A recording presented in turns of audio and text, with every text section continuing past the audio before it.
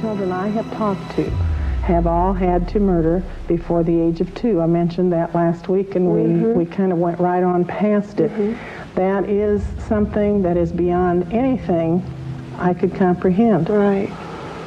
But in some way, whether with the help of an adult's hand over theirs, or by having them practice, by getting them excited to be part of the adult scene. These children have never seen a normal life, for goodness sakes.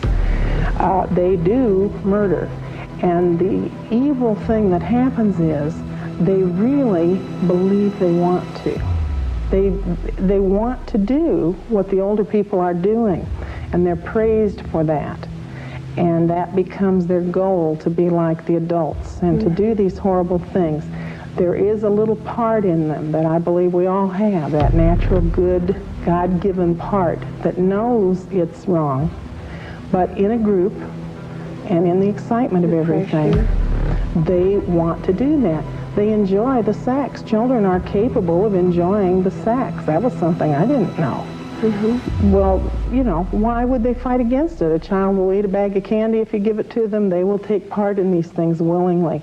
When they get out and begin to talk, that's very difficult for them to realize. We didn't realize it at first, that they actually wanted to do that, and that is part of the very sophisticated brainwashing job that they do on all of these children. The part that made me to believe this child's story was that when he finally said this baby, he talked about several, but this particular baby had been killed, stabbed again, different way, but stabbed. He curled up in a fetal position. He was 9 years old when he was telling this story. He curled up in a fetal position, and his eyes got real glazed, and he said, they cooked that baby on the grill. Oh my gosh. And I thought, he has really flipped out. I mean, I didn't know. And he said, oh, gross, it smelled like rotten chicken or rotten deer. He then went on and told us how they would cut out the heart, or they would cut off the sex organs. They would save them in the refrigerator, in the freezer. And this is a very typical thing that these kids talk about. They worship the sex organs, and they kept it for another ceremony. They will always use these bodies one way or another. I didn't get any answers from that child about what happened to the bodies. Where did they go? Eventually, the little ones that I was talking about first talked about throwing the babies in the fire. And I asked about that, and you mean they were dead and then they threw them in the fire? And the littlest one said, no, them was alive and them threw them, you know, like this. The most horrible story about fire that I have to tell, and this is extremely, extremely disturbing, was a little girl. She is a teenager, as she was telling me this story. And she was describing the barn where they used to go to have their meetings. And she told how they would gather outside of the barn and do their chanting. And then as they went on into the barn, they would be split into different groups. And she was never with any of her family. They all went to different places. And I asked her where she had to go, and she said, oh, I was always in the burning room. And as she went on and described the burning room, I thought, how she came out of this with any sanity at all, I don't know. She was very small child.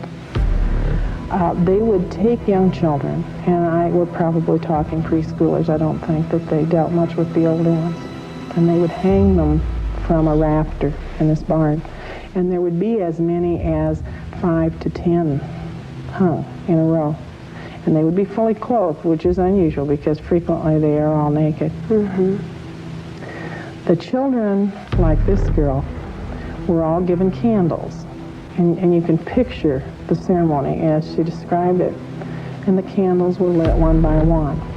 Then the adults would go forward and they would pour from a cup some liquid on each of the children's clothing, which is obviously gasoline or kerosene. You know that then. And then after whatever it was they had to do, they would give the signal, and these others would have to go forward and set the children on fire. When they were done, they would just cut them down. the first child that this girl had to kill was a cousin, a little cousin. And she talked about them being cut down and how they would draw a circle around the body. And when she first told me those things, I knew she was telling the truth. It wasn't that, but I didn't understand it. And I still can't tell you every answer, but I know that circles are important. And during these rituals, they will draw the circles, or in some way they will have a circle, because they believe that these demons that come can't break through the circle to harm them.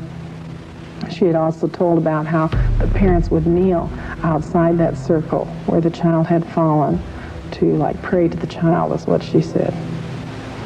I've been told by people that know a lot more than I do that the reason for all of this death and murder is because of the belief in the demons and the power that they can get from that. And these people believe that the more innocent the victim, the more horrible the death, the closer you are at the moment of death, the more magic is released and the more spiritual power they get.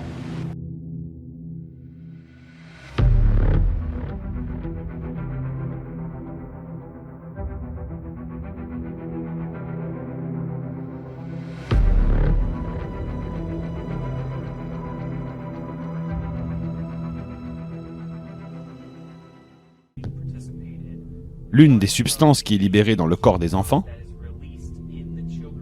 pendant la torture, pendant qu'ils souffrent, est une substance appelée adrénochrome. Elle est libérée par la glande surrénale, pendant des séances particulièrement douloureuses. Et cette adrénochrome agit essentiellement comme une drogue. Ces sociétés secrètes qui constituent l'état profond ne sont pas nouvelles. Cela remonte en fait à des milliers et des milliers d'années. Et ils ont toujours gardé cette information envers eux-mêmes. Mais si l'on croit, comme c'est mon cas dans la République, à un moment il faut passer par la franc-maçonnerie. Et je peux vous dire une troisième chose. On ira ensemble vers ce nouvel ordre mondial. Et personne, je dis bien personne, ne pourra s'y opposer. Car à travers le monde, les forces au service du changement sont considérablement plus fortes que les conservatismes et les immobilismes.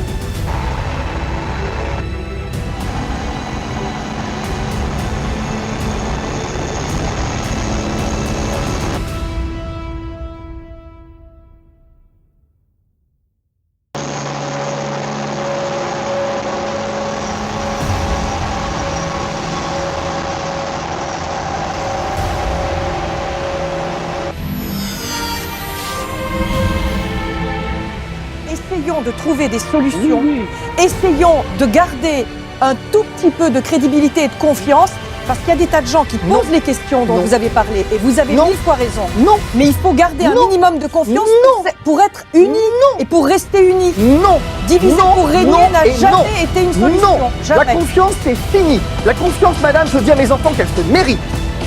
Je suis désolé, madame. La confiance dans ce gouvernement, non. Et le principe mais vous allez avoir confiance en quoi? On peut pas dire qu'on n'a plus confiance en rien. Non. Mais c'est la fin. C'est la fin. Vous pouvez pas. On peut pas. Mais enfin, depuis le début, on me dit qu'effectivement je peux pas. Depuis le début, on nous ment et vous me parlez de confiance. Alors je vais vous dire. Il faut croire en quelque chose. Il faut donner de l'espoir aux gens. Faut pas leur dire vous êtes gouverné par des menteurs qui vous disent que des conneries et tout est faux. Mais vous ne pouvez pas dire ça. Mais pourquoi je peux pas dire ça? Mais parce que vous allez casser toute la confiance des gens et l'espoir pour les gens. Vous croyez qu'il en reste quelque chose de la confiance? Vous croyez que Madame Buzyn, et Madame Buzyn, elle s'est souciée de ça? Donc Madame Buzyn, elle a le droit d'aller dans le monde pour dire qu'effectivement elle nous a menti depuis le début, qu'elle savait, elle a rien fait. Mais moi, j'ai pas le droit de venir dire que effectivement, faut pas avoir confiance dans des gens qui nous mentent. Mais non, on peut pas avoir confiance. Mais vous dites aux gens de croire en quoi alors? En quoi là, les gens qui nous regardent, vous leur dites de croire en quoi?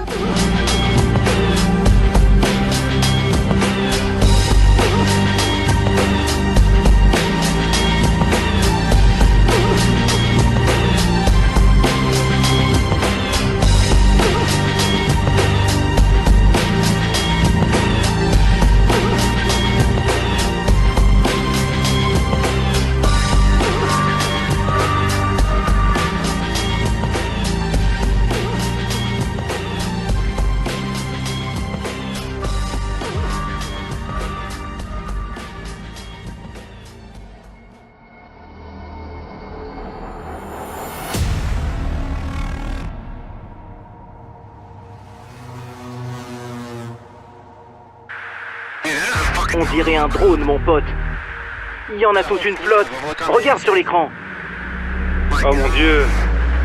Ils vont à l'encontre du vent et le vent souffle à 200 km/h. Regarde-moi ce truc, mec. Cet objet que l'on voit ici 2 jours cette fois ressemble bien à une soucoupe volante. Et un ufologue chilien, en les étudiant, va faire une découverte extraordinaire.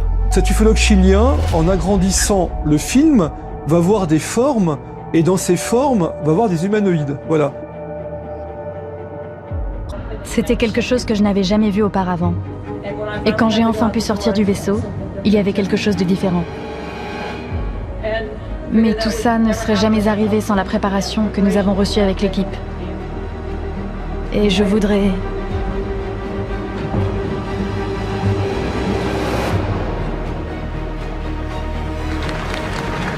C'était un peu gênant. Et donc je me suis rendu compte que je pouvais tenir.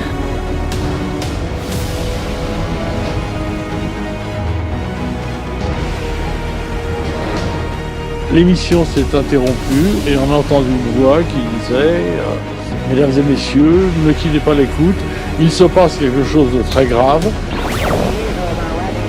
Et voici ce qui a traversé le ciel américain le 19 juillet 1952.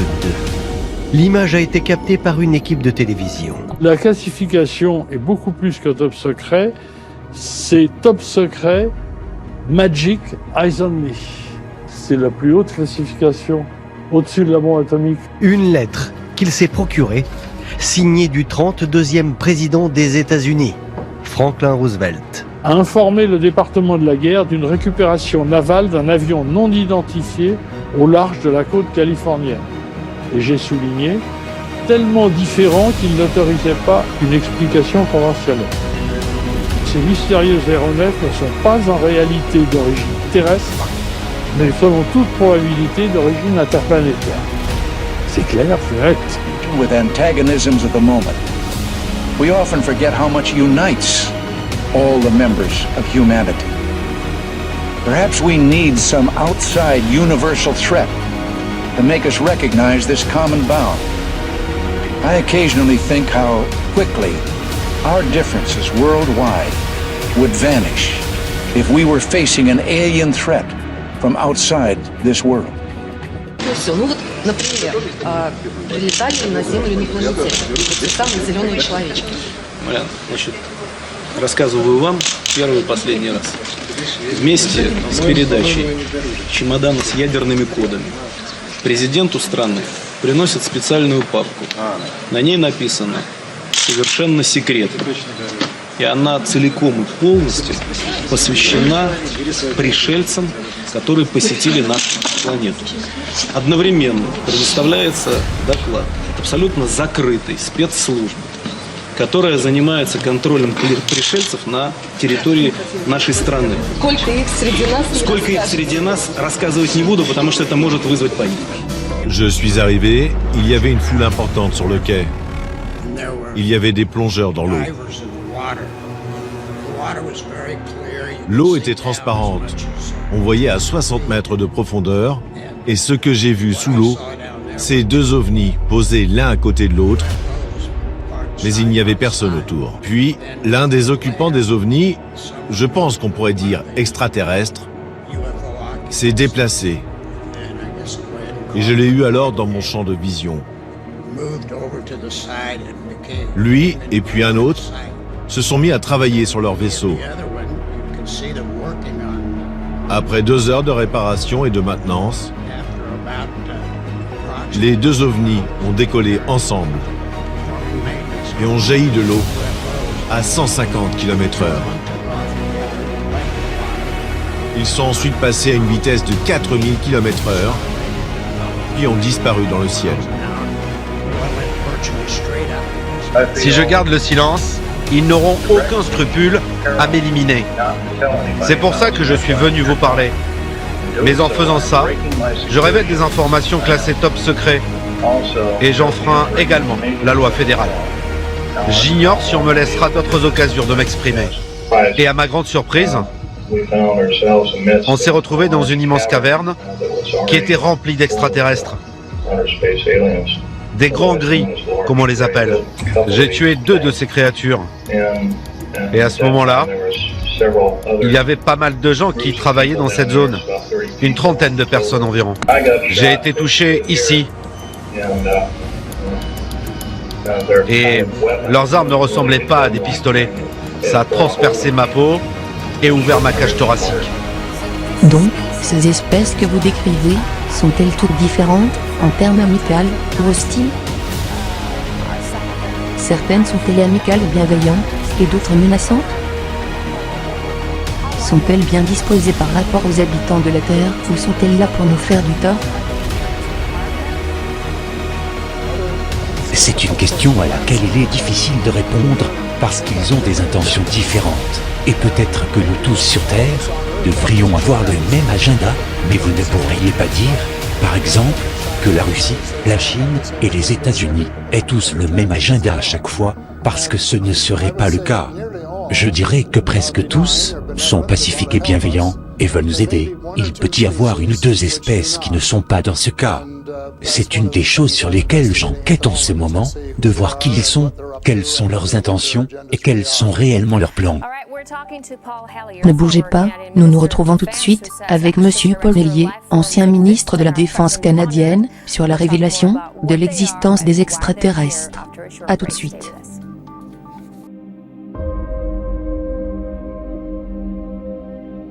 Entre février 2001 et mars 2002, Gary McKinnon, un informaticien habitant au nord de Londres, était à la recherche de preuves de la dissimulation de l'énergie libre, de l'activité OVNI, et autres technologies, potentiellement utiles pour le public.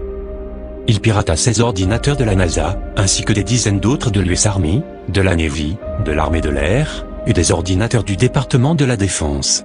Alors qu'il venait de trouver des preuves sur l'existence des OVNI, McKinnon se retrouva très vite en difficulté. Le gouvernement américain l'accusa d'avoir causé 800 000 $ de dommages informatiques entre 2001 et 2002. Le 16 octobre 2012, après une série de poursuites judiciaires en Grande-Bretagne, le ministre de l'Intérieur, Theresa May, retira sa demande d'extradition pour ne pas avoir à l'emmener aux États-Unis. Elle prit cette décision en raison de rapports médicaux indiquant que McKinnon avait le syndrome d'Asperger et souffrait d'une grave maladie dépressive qui aurait pu le tuer si elle l'avait envoyé subir un procès aux États-Unis.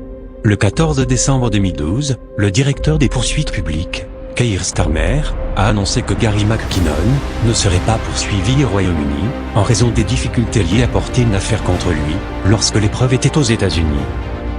Gary McKinnon a donc été accusé d'avoir commis le plus grand piratage informatique militaire de tous les temps, et s'il avait été condamné aux États-Unis, il aurait pu être condamné à 70 ans de prison et à $2 millions d'amende.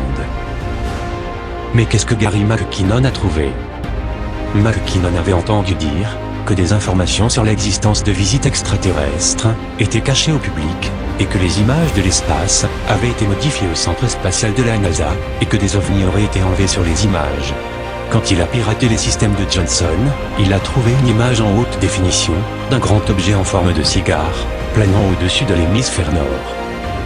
Quand il a piraté les systèmes de l'US Space Command, il a trouvé un document qui énumérait une liste d'agents non terrestres, qu'il a pensé être la preuve que l'armée américaine avait une flotte de vaisseaux spatiaux secrets dans l'espace. Certains de ces documents parlaient de transfert de navire à navire ou de flotte à flotte. L'USS Lemay et l'USS Ian Cutter étaient les noms qu'il aurait vus. Le terme USS semble vouloir signifier United States Spaceship, soit en français, vaisseaux spatiaux des États-Unis. Lors d'une interview, McKinnon a déclaré: « J'ai trouvé une liste de noms d'officiers, sous la rubrique agents non terrestres. Cela ne signifie pas que ce sont des petits hommes verts. Ce que je pense, c'est que cela signifie qu'ils ne sont pas basés sur Terre. J'ai trouvé une liste de transferts de flotte à flotte, et une liste de noms de navires. Je les ai regardés. Ils n'étaient pas des navires connus de l'US Navy. Ce que je vis me fit croire qu'ils avaient une flotte de vaisseaux, hors de la planète. » Le gouvernement américain, indifférent aux informations que Gary McKinnon prétend avoir vues, continue de prétendre qu'il a eu accès aux ordinateurs militaires, ce qui rend les États-Unis vulnérables aux attaques. Juste après le 11 septembre, Gary McKinnon nie ces allégations, et affirme qu'il n'avait jamais agi avec une intention malveillante. En 2009, il a dit à la BBC « Je ne suis pas aveugle à la criminalité, mais je suis sur une croisade morale. Je suis convaincu qu'il y avait des preuves suffisantes pour montrer que certaines parties secrètes des agences de renseignement du gouvernement américain a eu accès et a caché l'existence de technologies extraterrestres qui pourraient, actuellement, nous sauver, puisque c'est une énergie libre, propre, sans pollution, c'est une énergie gratuite. Je pensais que si quelqu'un détenait cette technologie et ne la divulguait pas, c'était contraire à la Constitution, en vertu de la loi américaine. Je ne pensais pas que je risquais d'être condamné à des peines de prison à cette époque. Est-ce que Gary McKinnon était un bouc émissaire? En 2005, Gary McKinnon a déclaré au Guardian « Une fois que vous êtes sur le réseau, vous pouvez faire une commande appelée Netstat, en français, état du réseau. Cela énumère toutes les connexions à cette machine. Il y avait des pirates du Danemark, de l'Italie, d'Allemagne, de Turquie, de Thaïlande, et ceci tous les soirs, pendant les 5 à 7 années où je faisais cela. Est-ce que les gouvernements dissimulent vraiment l'antigravité, une technologie issue des ovnis, liée à l'énergie libre, ou ce qu'ils appellent énergie du point zéro? Je vous laisse juger par vous-même, et vous dis à très bientôt, sur La Vérité est ailleurs.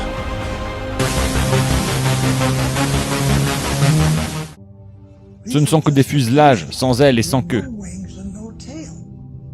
Des demi-avions, des demi-vaisseaux spatiaux. Voilà ce que Northrop concevait.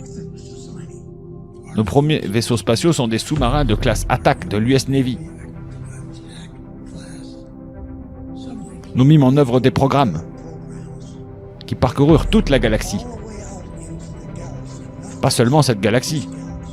Le complexe militaro-industriel adoptèrent, lors de tests, beaucoup de technologies qu'ils avaient reçues des nazis après la Seconde Guerre mondiale, et de même que des extraterrestres. Lorsqu'ils avaient appliqué cette technologie durant les tests de validation, ils disposèrent de cette dernière, sur un sous-marin normal, qu'ils ont fait voler au-delà de notre atmosphère. Et au début, ils utilisaient des systèmes d'énergie basés sur le nucléaire. Puis, ils sont passés à la génération basée sur l'électricité, au thorium. Puis ils ont migré, en quelque sorte, vers la génération électrique du point zéro. Et c'est ce qu'ils utilisent actuellement. C'est totalement irréel que cela se soit passé comme cela en 1942 sur cette planète. Les extraterrestres viennent de qui sait où dans la galaxie. Ce n'est pas vrai. Tout est faux. On nous raconte des salades. On ne nous dit pas la vérité. Eh bien, comment se fait-il que la technologie à notre époque, ayant progressé à pas de géant dans de nombreux domaines, que nous soyons encore derrière un volant? Le monde entier conduit encore des automobiles qui fonctionnent totalement sur la même technologie dont on dispose depuis 100 ans. 100 ans, et nous utilisons toujours des combustibles fossiles pour remplir nos réservoirs d'essence. Comment est-ce possible que nous n'ayons pas avancé, ne serait-ce que d'un iota? Je veux dire, ils mélangent parfois les choses, mais je veux dire, en fait, que cette technologie est bloquée depuis 100 ans. Eh bien, c'est à cause des objectifs économiques des mondialistes, qui sont à mort contre la distribution de la vraie énergie, qui est l'énergie libre, qui, nous le savons, a été découverte à l'époque de Tesla. Alors Nikola Tesla est connu, bien sûr, pour son savoir sur l'énergie libre, ou les sciences de l'énergie du point zéro. Et ce qui est assez drôle, c'est que vers la fin de sa vie, Nikola Tesla s'adonnait en fait à la recherche sur l'antigravité. Il s'avère qu'on confia à Forrestal que chaque livre dans les bibliothèques, chaque livre dans les collèges, chaque livre dans les universités, chaque livre sur cette planète n'est que de la désinformation. C'est de la désinformation. Tout ce que nous apprenons dans ce système d'éducation contrôlant les établissements scolaires est spécialement conçu pour programmer nos esprits hors de la vérité. La physique est fausse, la médecine est fausse, l'histoire est fausse. Tout ce qu'on nous enseigne dans les manuels scolaires est généralement faux. Et cela est fait à dessein. Et donc on ne comprend pas.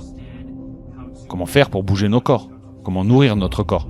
ce qui s'est réellement passé dans le passé, ce dont la technologie est capable au jour d'aujourd'hui. Toutes ces choses. Si nous les apprenions, cela nous aiderait à nous responsabiliser, et cela nous aiderait à comprendre vraiment ce qui se passe dans notre réalité. Les E.T. ont demandé 2 choses. Grandissez spirituellement, élargissez vos consciences, et exigez de vos gouvernements la publication des technologies supprimées.